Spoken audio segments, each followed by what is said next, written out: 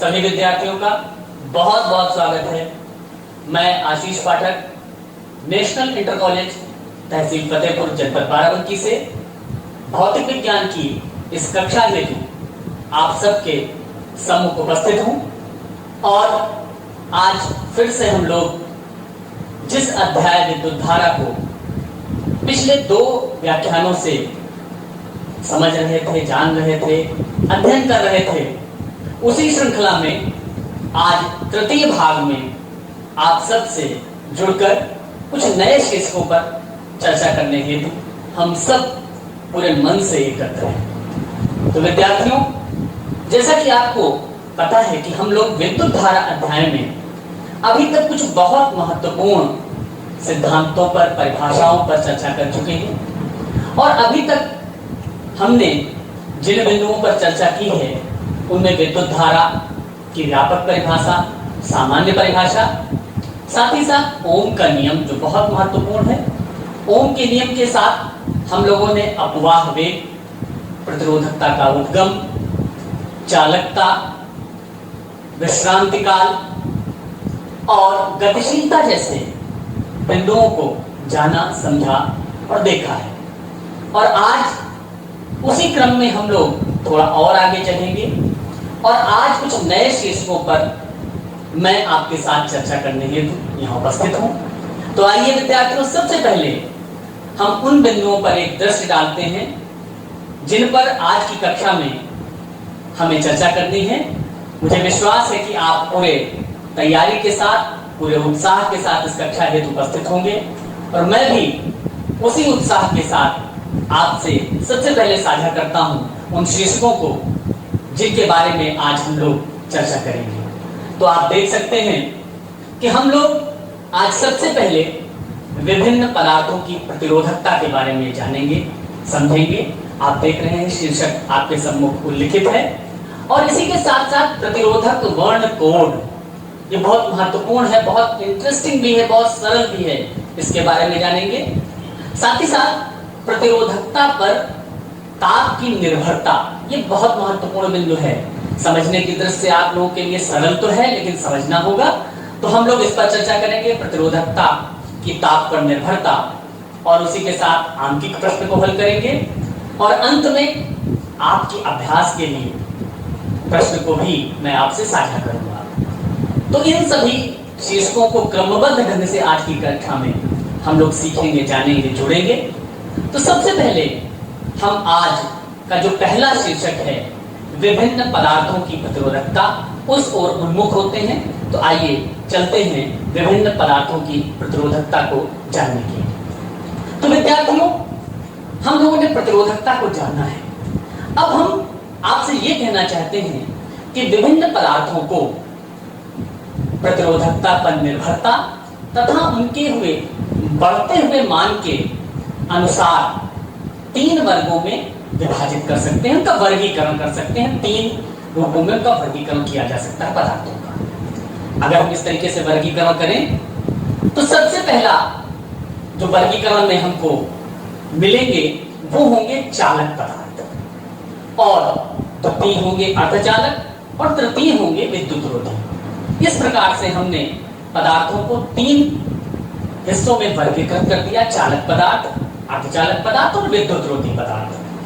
अब हम लोग इसको थोड़ा सा समझ भी चुके हैं, जान भी चुके हैं कि जो चालक होते हैं उनका प्रमुखतः धातुएं आती हैं। और ये जो धातुएं हैं जिनको हम प्रमुख रूप से चालक मानते हैं, इनकी प्रतिरोधकता निम्न होती है। उनकी प्रतिरोधकता जो होती है आपके सम्मुख, अब आप एक सारणी भी देख पा रहे हैं जिसमें विभिन्न पदार्थों की प्रतिरोधकता को प्रदर्शित किया गया है। मैं इसको भी व्याख्यायित करूंगा। फिलहाल इस सारणी में जो सबसे ऊपर की ओर पदार्थ लिखे हुए हैं वे चालक पदार्थ हैं। और ये जो चालक पदार्थ होते हैं इनकी प्रतिरोधकता जो सारणी में भी दी हुई है वो ओम मीटर में दी हुई है। तो जो चालक पदार्थों की प्रतिरोधकता होती है विद्यार्थियों, वो 10⁻⁻8 ओम मीटर से लेकर इसकी जो परिसर है वो 10⁻⁻6 ओम मीटर कोटि की होती है। ये हमारे चालक पदार्थों की प्रतिरोधकता होती है। अब चालक पदार्थों की प्रतिरोधकता हमने जान लिया। और इसमें अगर आप सारणी में देखेंगे तो आपको जो चालक पदार्थों के कुछ उदाहरण दिखाई दे रहे हैं, उनमें चांदी, तांबा, एल्युमिनियम, टंगस्टन, लोहा जिसे हम आयरन कहते हैं, प्लेटिनम, पारा या मरकरी, ये सब आपको दिखाई दे रहे हैं। तो ये जितने भी हमारे चालक हैं, इन सब की प्रतिरोधकता इसी परिसर में होती है 10 की घात -8 ओम मीटर से 10 की घात -6 ओम मीटर कोटि में। और इसके बाद अगर मैं आपसे कहूं कि सारणी का जो सबसे नीचे का हिस्सा है, उसमें हमने विद्युत रोधी पदार्थ लिखे हुए हैं और उसको आप देख सकते हैं। तो ये जो विद्युत रोधी पदार्थ हैं, जैसे कि उदाहरण के तौर पर मैं आपसे कहूं सेरेमिक जिसे मृत्तिका कहते हैं, रबर या प्लास्टिक, या उसके अतिरिक्त कुछ अन्य उदाहरण आपको इस सारणी में दिखाई देंगे, शुद्ध जल, कांच, कठोर रबर, सोडियम क्लोराइड, संयुक्त स्फटिक, ये सब जो हमारे विद्युत रोधी पदार्थ हैं, जो इनकी प्रतिरोधकता होती है, वो जो चालक की प्रतिरोधकता मैंने जिसका परिसर यहाँ पर लिख रखा है, इनकी 10 की घात 18 गुनी या उससे भी अधिक हो सकती है। अर्थात विद्युत रोधी जो पदार्थ होंगे उनकी प्रतिरोधकता चालक की तुलना में 10 की घात 18 गुनी 10⁻18 टाइम्स या इससे भी अधिक हो सकती है। अब हमने ये जान लिया कि जो चालक पदार्थ हैं उनकी प्रतिरोधकता कितनी है और जो विद्युत रोधी पदार्थ हैं उनकी प्रतिरोधकता कितनी है। अब विद्यार्थियों, अब कुछ ऐसे पदार्थ होंगे जो न तो चालक होंगे और जो न ही विद्युत रोधी होंगे, अर्थात ऐसे पदार्थ जो इन दोनों के बीच में आते हैं, जिनकी प्रतिरोधकता इन दोनों के बीच में आती है, इनको हम अर्धचालक पदार्थ कहते हैं, जिनको आप इस सारणी में बीच में लिखा हुआ देख सकते हैं। और इनके उदाहरण के तौर पर आप देख सकते हैं, इसमें कार्बन, जर्मेनियम और सिलिकॉन के नाम आपके सामने लिखे हुए हैं। और ये जो अर्धचालक पदार्थ हैं, इनके अंदर एक विशेष अभिलाक्षणिक गुण पाया जाता है कि इनकी प्रतिरोधकता ताप बढ़ाने पर घटती है। अभी हम लोग अध्ययन करने वाले हैं अगले शीर्षक में प्रतिरोधकता का पर ताप का प्रभाव हम लोग जानेंगे, लेकिन मैं आपको बता रहा हूं कि अर्धचालकों की प्रतिरोधकता ताप बढ़ाने पर घटती है। और सबसे खास बात है कि ये जो अर्धचालक होते हैं, इनकी प्रतिरोधकता अशुद्धियों की बहुत अल्प मात्रा से भी प्रभावित हो जाती है। अगर अशुद्धियों की अल्प मात्रा की भी उपस्थिति हो तो इन अर्धचालक पदार्थों की प्रतिरोधकता प्रभावित हो जाती है। और इनके इसी विशिष्टता का लाभ हम लोग इलेक्ट्रॉनिक युक्तियों में जो प्रयुक्त होने वाले अर्धचालक हैं, सेमीकंडक्टर हैं, उनके निर्माण में करते हैं। तो इस प्रकार से हम लोगों ने देखा कि ये जो हमारी सारणी है, इस सारणी में हमारे चालक, अर्धचालक और विद्युत रोधी पदार्थों की जो प्रतिरोधकता है उसकी कोटि कहां से कहां तक हो सकती है, और आपने उनके क्रम से ये देखे भी, तमाम से उदाहरण लिखे हुए हैं। मैं आगे बढ़ूं उसके पहले एक चीज और बता दूंगा। इसी सारणी में जो अंतिम कॉलम है उसमें आप देखेंगे कि एक और नाम लिखा हुआ है, प्रतिरोधकता ताप गुणांक, जिसको अल्फा से प्रदर्शित किया गया है, जो 0 डिग्री सेंटीग्रेड पर प्रदर्शित है, जिसके बारे में अभी हम आगे आने वाले शीर्षक में विधिवत रूप से चर्चा करेंगे। तो विद्यार्थियों, जब मैंने आपसे चालक, विद्युत रोधी और अर्धचालक के बारे में बात की, उनके बारे की प्रतिरोधकता की कोट बताई, परिसर आपको बताया, तो आपसे ये भी बताना है कि जो घरेलू या प्रयोगशालाओं में प्रयोग हेतु व्यापारिक दृष्टिकोण से बनाए जाने वाले प्रतिरोधक होते हैं, वो मुख्यतः 2 तरह के हो सकते हैं। कौन कौन से 2 तरीके के प्रतिरोधक हो सकते हैं? एक तो हो सकते हैं तार आबद्ध प्रतिरोधक, एक हो सकते हैं हमारे तार आबद्ध प्रतिरोधक, और दूसरे हो सकते हैं कार्बन प्रतिरोधक। वायर बाउंड रेजिस्टर्स और ये कार्बन रेजिस्टर, 2 तरीके के रेजिस्टर हो सकते हैं। अब देखिए, जो तार आबद्ध प्रतिरोधक हैं, ये प्रमुखतः बनाए जाते हैं मिश्र धातुओं से। मैंने सारणी में बहुत से चालक, विद्युत रोधी और अर्धचालकों के नाम लिए, लेकिन आप देखेंगे कि चालक की जो हमारा सीरीज है, चालक की श्रृंखला है, उसमें कुछ नाम लिखे हुए हैं जिनको मैंने उस समय नहीं बोला था। जैसे कि एक उदाहरण मैं लेता हूं, जैसे कि नाइक्रोम। नाइक्रोम क्या है बेटा? नाइक्रोम एक मिश्र धातु है, एलॉय है, जो कि निकिल, आयरन और क्रोमियम की मिश्र धातु है, मिलकर बनती है, एलॉय है। तो मैंने जैसे कहा कि जो तार आबद्ध जो प्रतिरोधक होते हैं, वायर बाउंड रेजिस्टर होते हैं, ये प्राय मिश्र धातु से बनाए जाते हैं, जिनमें नाइक्रोम आ सकती है, कॉन्स्टेंटन आ सकते हैं, मैग्नेट आ सकती है, मैग्नीज और कॉपर का एलॉय है मैग्नीन। इनसे प्रायः तार आबद्ध प्रतिरोधक बनाए जाते हैं। और हम किनसे तार आबद्ध प्रतिरोधक बनाएंगे? इनका जो चयन का आधार होता है वो इनके प्रतिरोधकता का ताप पर प्रभाव होता है। और आमतौर पर ये जो हमारे मिश्र धातुएं होती हैं, जो मिश्र धातुएं जैसे मैंने आपको बताया यहाँ पर एलवाएं हैं जो, इन पर ताप का बहुत अधिक प्रभाव नहीं पड़ता है। तो इसलिए तार आबद्ध प्रतिरोधक इन मिश्र धातुओं अथवा इन जैसे तारों को लपेटकर बनाए जाते हैं। एक और खास बात, ये जो तार आबद्ध प्रतिरोधक होते हैं विद्यार्थियों, ये जो तार आबद्ध प्रतिरोधक या वायर बाउंड रेजिस्टर्स होते हैं जो मिश्र धातुओं से प्रायः बनाए जाते हैं, इनका जो परिसर होता है, इनकी जो रेंज होती है वो 1 ओम से लेकर कुछ 100 ओम तक हो सकती है, कुछ 100 ओम तक हो सकती है। ये हमारे जो वायर बाउंड रेजिस्टर होते हैं उनके बारे में मैं आपको बता रहा हूं।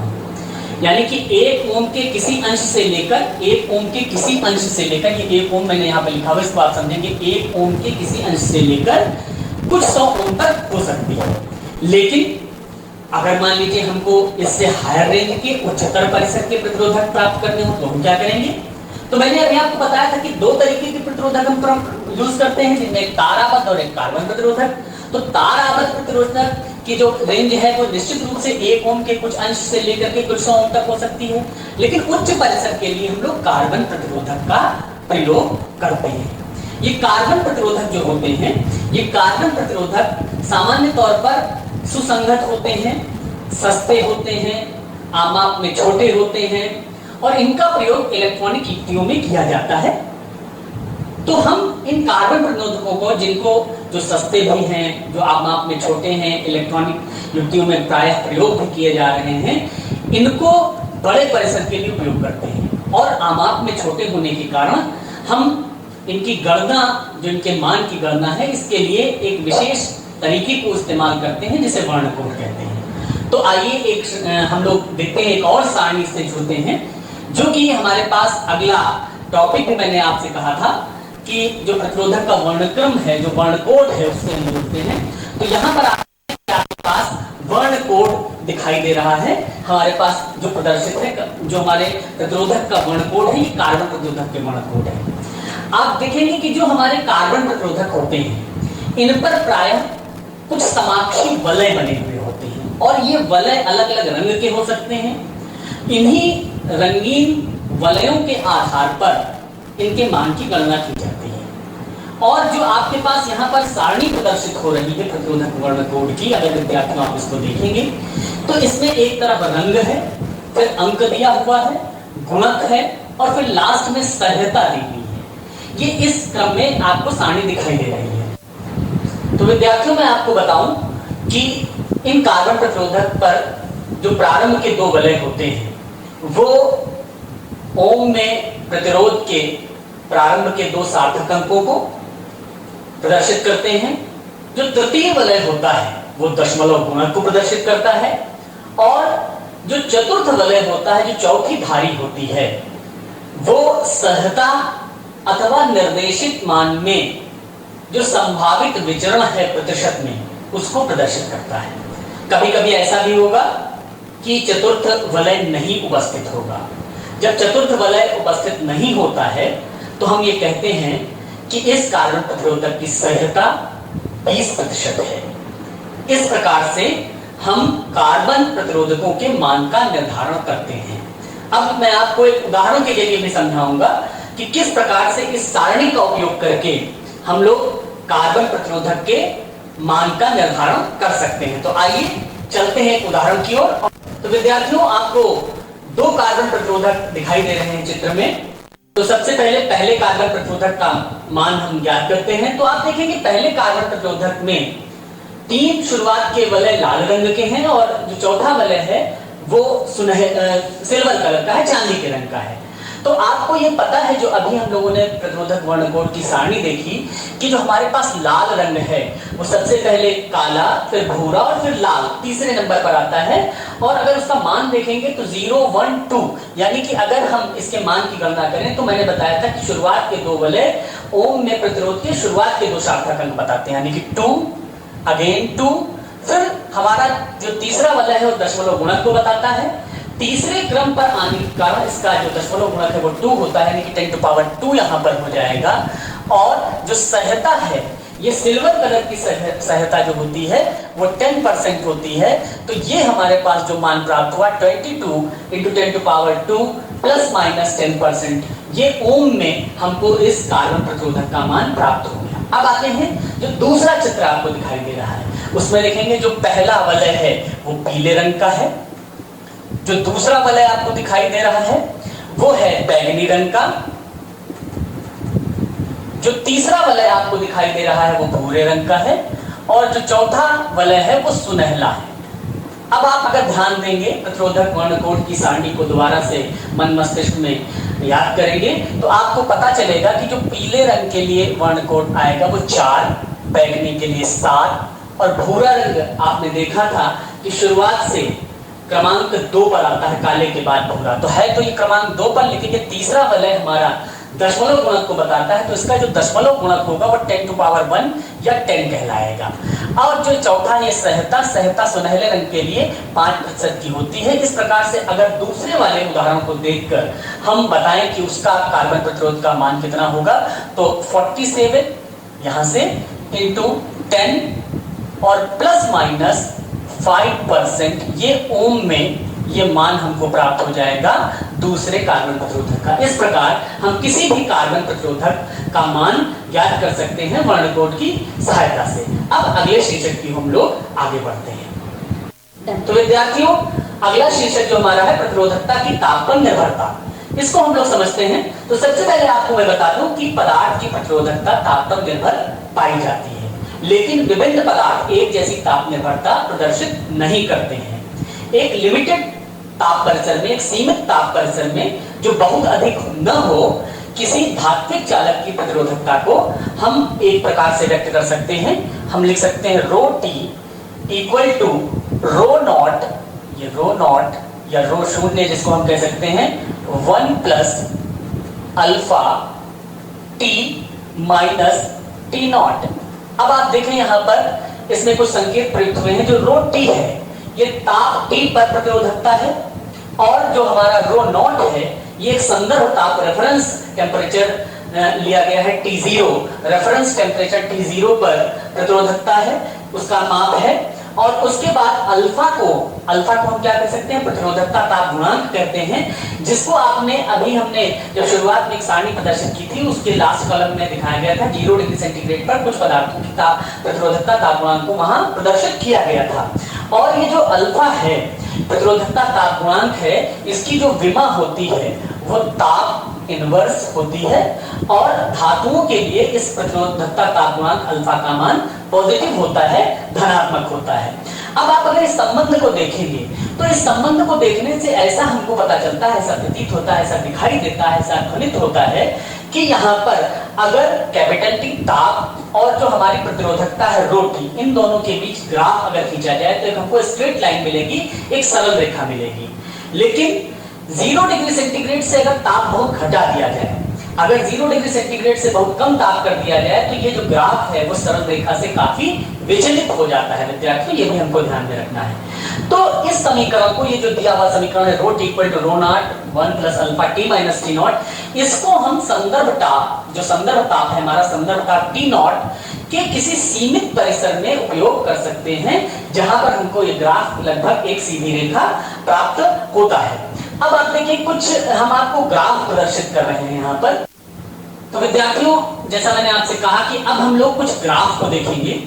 तो जो पहला ग्राफ आपको प्रदर्शित हो रहा है, इसमें y अक्ष पर प्रतिरोधकता प्रदर्शित की गई है 10⁻⁻8 ओम मीटर कोटि में, जिसको प्रदर्शित किया गया है, और x अक्ष पर ताप को लिया गया है। ये तांबे के लिए, एक हमारी जो चालक धातु है तांबे के लिए ये ग्राफ प्रदर्शित है, जिसको आप देख सकते हैं। और उसके साथ जो दूसरा ग्राफ आप देखेंगे, इसमें प्रतिरोधकता को माइक्रो ओम सेंटीमीटर में लिया गया है, और ताप के साथ केल्विन में ताप है। ताप केल्विन में पहले वाले ग्राफ में भी है, दूसरे वाले ग्राफ में भी ताप को केल्विन में लिया गया है। और ये जो दूसरा ग्राफ है ये नाइक्रोम मिश्र धातु के लिए, जिसका जिक्र मैंने अभी पहले किया था। तो विद्यार्थियों, ये जो दूसरा ग्राफ आप देख रहे हैं ये पहले ग्राफ से उलट जो बहुत दुर्बल ताप प्रतिरोधकता प्रदर्शित करता है, द्वितीय ग्राफ में आप देख सकते हैं। मैंने आपको बताया था कि जो मिश्र धातुएं होती हैं ये दुर्बल ताप प्रतिरोधकता प्रदर्शित करती हैं, जिसको आप यहाँ ग्राफ के माध्यम से देख पा रहे हैं। और उसी के साथ एक तीसरा ग्राफ भी आप देख रहे हैं, ये जो खींचा गया है, ये प्रतिरोधकता रो और ताप के केल्विन में उसके बीच जब खींचा गया, तो इससे आप देख रहे हैं कि ताप बढ़ने के साथ साथ प्रतिरोधकता घट रही है। ये ग्राफ अर्धचालक के लिए एक खींचा हुआ ग्राफ है। इस प्रकार से तीन अलग अलग ग्राफ आप देख रहे हैं। एक चालक धातु तांबे के लिए है, दूसरा हमारा जो मिश्र धातु है जो दुर्बल ताप प्रतिरोधकता प्रदर्शित करते हैं नाइक्रोम के लिए है, और तीसरा जो हमारा ग्राफ है वो एक अर्धचालक सेमीकंडक्टर के लिए दिखाया गया है।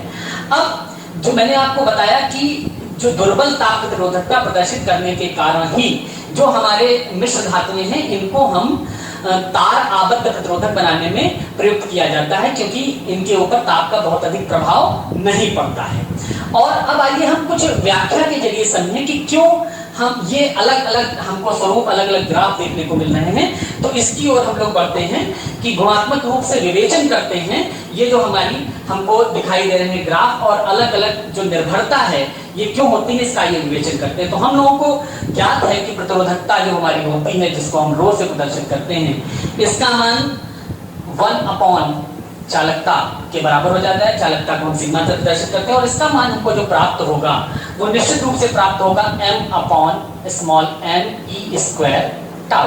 यहाँ पर आप देखिए, मैं संकेत एक बार पुनः आपको याद दिला दूं। स्मॉल m ये इलेक्ट्रॉन का द्रव्यमान है, n इकाई आयतन में, चालक के इकाई आयतन में मुक्त इलेक्ट्रॉनों की संख्या है, स्मॉल e इलेक्ट्रॉन के आवेश का मान है, और टाउ ये इलेक्ट्रॉन के आयनों से क्रमागत संघट्ट में लगा हुआ एवरेज टाइम है, औसत समय है, जिसे हम विश्रांत काल भी कहते हैं। तो इस संबंध से विद्यार्थियों एक चीज आपको स्पष्ट हो रही होगी कि जो हमारे पास प्रतिरोधकता रो है ये व्युत्क्रमानुपाती है टाउ के, और साथ ही साथ जो हमारी प्रतिरोधकता रो है ये व्युत्क्रमानुपाती है इकाई आयतन में मुक्त इलेक्ट्रॉनों की संख्या की। अब देखिए होता क्या है, तो जब ताप बढ़ता है विद्यार्थियों तो होता क्या है कि जो इलेक्ट्रॉन विद्युत धारा वहन करते हैं उनकी औसत चाल बढ़ जाती है, और जब उनकी औसत चाल बढ़ जाती है इलेक्ट्रॉनों की तो उनकी जो संघट्ट है, उनका जो संघट्ट है आयनों का जो हो रहा है उस संघट्ट की आवृत्ति बढ़ जाती है। अर्थात आवृत्ति बढ़ने का अर्थ है कि उनकी क्रमागत टक्करों में, क्रमागत संघट्ट में लगा हुआ समय जिसे विश्रांति काल टाउ हमने कहा है ये घट जाता है। तो टाउ घट जाता है, और साथ ही साथ ताप बढ़ने से जो n है इकाई आयतन में मुक्त इलेक्ट्रॉनों की संख्या ये बढ़ जाती है। तो टाउ घटता है, n बढ़ता है, ये दो चीजें होती हैं। ताप बढ़ने से टाउ घटता है और n बढ़ जाता है। अब हम देखते हैं कि धात्विक चालकों में क्या होता है। धात्विक चालकों में आप जानते हैं कि n पर बहुत ज्यादा प्रभाव नहीं पड़ता है, n पर प्रभाव पड़ने का कोई औचित्य नहीं है। अर्थात ताप बढ़ने से धात्विक चालकों में इकाई आयतन में मुक्त इलेक्ट्रॉनों की संख्या लगभग अप्रभावित रहती है, बहुत ज्यादा अंतर उस पर नहीं आता है। लेकिन टाउ घट रहा है, और जब ये टाउ घट रहा है तो प्रतिरोधकता उनकी बढ़ जाती है। अर्थात धात्विक चालकों में जब ताप बढ़ता है तो टाउ घटने के कारण उनकी प्रतिरोधकता बढ़ जाती है, जिसे हमने ग्राफ में देखा है। अब अर्धचालकों और जो हमारे विद्युत रोधी पदार्थ हैं उनमें क्या होता है, उन दोनों में भी टाउ तो घटता है, टाउ घटता है, लेकिन उन दोनों में टाउ के घटने से ज्यादा प्रभाव n के बढ़ने का होता है। उन अर्धचालकों और विद्युत रोधी पदार्थों में n जो इकाई आयतन में मुक्त इलेक्ट्रॉनों की संख्या है ये काफी बढ़ जाती है, जिस कारण से जिस अनुपात में टाउ प्रभावित करता है रो को, उससे ज्यादा प्रभावित करता है n, और अंतिम परिणाम के रूप में इस प्रकार से n का बढ़ा हुआ जो हमारा मान है वो रो को घटा देता है। अर्थात विद्युत रोधी पदार्थों और अर्धचालकों में ताप बढ़ने पर प्रतिरोधकता घटी हुई हमको दिखाई देती है। इस प्रकार से हमने देखा कि प्रतिरोधकता पर ताप का क्या प्रभाव पड़ता है। एक लाइन में हम कहें तो प्रतिरोधकता जो धात्विक चालकों की है वो ताप बढ़ने पर बढ़ती है, अर्धचालकों और विद्युत रोधी पदार्थों की प्रतिरोधकता ताप बढ़ने पर घट जाती है, जैसा हमने यहाँ पर उसकी विवेचना के द्वारा समझ भी लिया है। अब हम आंकिक प्रश्न की ओर चलते हैं और आंकिक प्रश्न एक हल करते हैं। तो विद्यार्थियों, आपके सम्मुख एक आंकिक प्रश्न आपको दिखाई दे रहा है। इस आंकिक प्रश्न में लिखा हुआ है कि कमरे के ताप 27 डिग्री सेंटीग्रेड पर किसी तापन अवयव का प्रतिरोध 100 ओम है। यदि तापन अवयव का प्रतिरोध 117 ओम हो तो अवयव का ताप कितना होगा? प्रतिरोधक के पदार्थ का ताप गुणांक 1.7 × 10⁻⁴ प्रति डिग्री सेंटीग्रेड है। तो अब आप देखिए, इस प्रश्न को हम हल करते हैं कि कमरे के ताप, हमने मान लिया कि ताप, कमरे के ताप, इसको हमने मान लिया T1, जिसको T1 बराबर 27 डिग्री सेंटीग्रेड पर प्रतिरोध, इसको हमने R1 कह दिया। ये हमारा है, आपको प्रश्न से पता चल गया 100 ओम। उसके बाद कहते हैं कि तापन अवयव का प्रतिरोध 117 ओम हो।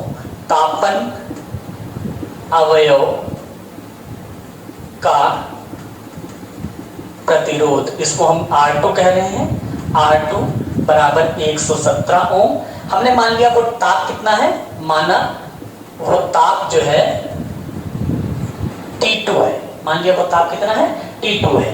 और साथ ही साथ इन्होंने बताया है, आप देख रहे हैं प्रश्न में, प्रतिरोधक के पदार्थ का जो प्रतिरोधक ताप गुणांक है वो अल्फा, जिसको हम कहते हैं प्रतिरोधक ताप गुणांक अल्फा, 1.7 × 10⁻⁴ प्रति डिग्री सी है। अब हम देखें इस प्रश्न को कैसे हल करेंगे।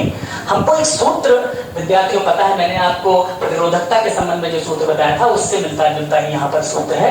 आप उस सूत्र को अगर आप यहाँ देखें तो प्रतिरोध ताप गुणांक के प्रतिरोध, जो हमारे पास प्रतिरोधकता ताप गुणांक के प्रतिरोध ताप गुणांक अल्फा है, ये बराबर हमारे पास होता है R2 - R1 बटे R1 T2 - T1।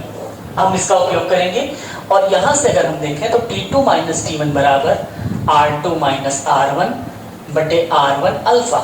अब यहां पर हमको मान रखना है, तो देखिए T2 हमको ज्ञात करना है, T1 हमको पता है 27 डिग्री सेंटीग्रेड, R2 का मान हमारे पास है 117, ये 100 है, नीचे R1 100 है और अल्फा का मान है 1.7 × 10⁻⁴। अब इसको अगर हम हल करते हैं विद्यार्थियों, आप यहाँ ध्यान से देखें तो हमारे पास ऊपर आ जाएगा 17 अपॉन, नीचे हम सॉल्व करेंगे 1.7 × 10⁻²। इसको हल करने पर हमको यहाँ से प्राप्त होगा, अगर आप देखें तो यहाँ से हमको मिल जाएगा 10⁻3। इसका मतलब T2 - 27 = 1000, जिससे हम यहाँ पर देखें कि T2 का मान जो हमारे पास आया 1000 + 27, यानी कि T2 = 1027 डिग्री सेंटीग्रेड। इस प्रकार से हमने इस सूत्र का उपयोग करके क्या प्राप्त कर लिया, जो ताप हमको ज्ञात करना था वो प्राप्त कर लिया। तो हमारे पास जो प्रतिरोधक के पदार्थ का ताप गुणांक अल्फा था उसका उपयोग करते हुए ये हमने कैलकुलेशंस के जरिए यहाँ मान प्राप्त कर लिया है। तो विद्यार्थियों, आपने इस आंकिक प्रश्न को देखा और अब आपके करने के लिए, आपके अभ्यास के लिए भी एक आंकिक प्रश्न मैं लेकर आया हूं और वो आपको मैं दे रहा हूं। घर पर आप अभ्यास कार्य करेंगे। तो आइए चलते हैं अभ्यास कार्य के लिए जो आंकिक प्रश्न आज आपके लिए मैं लेकर आया हूं। तो विद्यार्थियों, जो अभ्यास का प्रश्न आज आपके लिए है, निश्चित रूप से मुझे पता है कि आप सब इस प्रश्न को हल कर लेंगे। अगले व्याख्यान के साथ आपसे फिर से जुड़ूंगा। तब तक के लिए आप सब स्वस्थ रहें, सुरक्षित रहें। बहुत बहुत धन्यवाद।